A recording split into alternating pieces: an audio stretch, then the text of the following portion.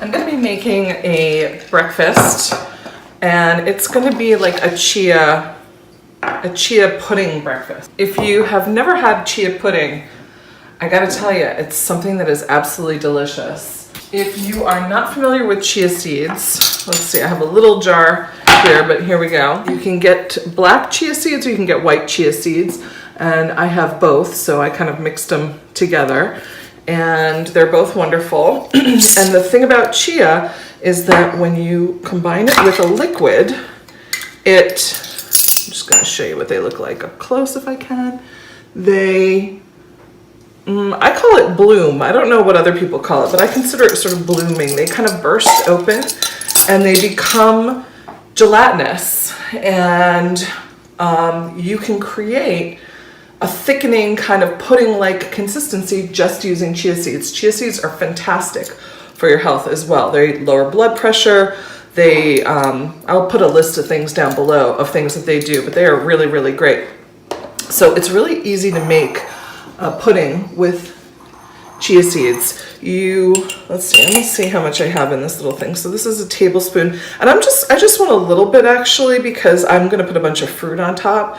So normally I would do 3 tablespoons of chia seed, and I think it's a 1/4 cup of liquid, but I will write the correct amounts below so that you can see. But right now I'm just gonna put a tablespoon. Actually, I'll just put what I have left in this jar, which is like 1.5 tablespoons of chia seeds. And I have a little bit of almond milk left. I guess I'm just gonna eyeball it. That's probably 2 tablespoons right there. I'll probably need a little bit more, but I'm actually out of almond milk, so what I might do is just add a little bit of water instead. But you can use any liquid whatsoever. I'm just gonna add another tablespoon of water, and then I'm gonna stir it.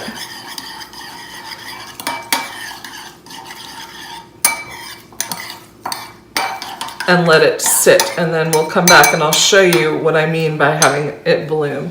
So right now it's liquidy, the chia seeds are kind of floating around, but in no time it's gonna bloom. So I'm just gonna leave that like that, and let's put my chia seeds away, and let's get my fruit ready. I was gonna do just some raw fruit, and I think I will. I'll do banana and some blueberries, but I want some apple on my my pudding this morning, and so I'm gonna cut it up, and I'm actually gonna cook it down a little bit. So when I make just like chia pudding as like a dessert for my family, I just do what I just did, but the amounts are a little bit different. And I add like a teaspoon of maple syrup and a little bit of vanilla just to flavor it and sweeten it. I'm not gonna add any sweetener to this today because I'm using fresh fruit. And that is gonna be all the sweetness I need. I'm actually also gonna be putting some goji berries in there, which are dried and also sweet and delicious. All right, so I've got my apples cut. I'm gonna save this apple for salads because I love that in salads.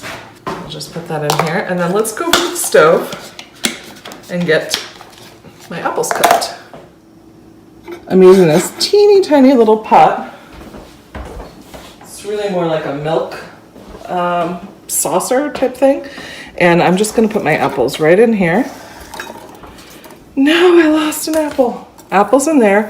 And then I'm gonna add just a tiny bit of cinnamon to it. So I have my cinnamon. I'm just gonna sprinkle a little bit of cinnamon on there. And I'm gonna add a splash of water to help it kind of cook down. I'm not gonna add any sweeteners to this. The apple itself will be sweet enough. So we'll let that cook down a little bit, get nice and soft and delicious, and we'll come back to it. Checking in on my chia, you can see that it is starting to thicken up. It's really incredible. The little seeds just sort of burst open, and like I said, sort of create this sort of pudding-like chia. It smells like tapioca, right? But it's not, it's a seed, so it's packed full of nutrients. All right, let's check in on our chia. Look at that. even thicker. So it's going to continue to get thicker, and then at a certain point it'll sort of stop. But look at that. It's like, I mean, it's very thick and pudding-like. All right, so let's take a look at our chia. Look at this, total pudding style. And if you want it thinner, you can always thin it out with a little more liquid. I'm adding a lot of fruit to it, so I'm not gonna make it more liquidy. I have my apples that I just cooked down a bit on the stove. And I'm going to, let's move the spoon out of here. Put those right on top. And they are sweet and cinnamony, just from their natural, the sweetness from their natural juices, and the cinnamon from the cinnamon that I added. And I was going to add a banana, which you can absolutely do, but I think I'm gonna skip it this morning because I have quite a lot of apples here and I really want some blueberries too.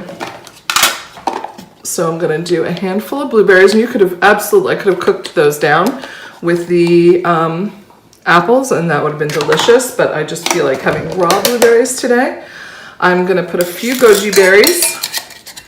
Goji berries are also packed full of goodness. They taste wonderful as well. I am going to put a little sprinkle, and I do mean little, like a 1/4 teaspoon of flaxseed, ground flax seeds, just for the nutritional value. I am going to put a 1/4 teaspoon of my bee pollen, hopefully helping with my allergies. And then for fun and flavor, I'm gonna put 1/2 teaspoon of shredded coconut. This is unsweetened, natural shredded coconut, so there's no added sugar at all to that. And this is my breakfast. A chia pudding bowl with fresh fruit, cooked apples, goji berries, coconut, bee pollen, flax seeds. The fruit sweetens this wonderfully. The flavor is incredible, and it's really nutritious.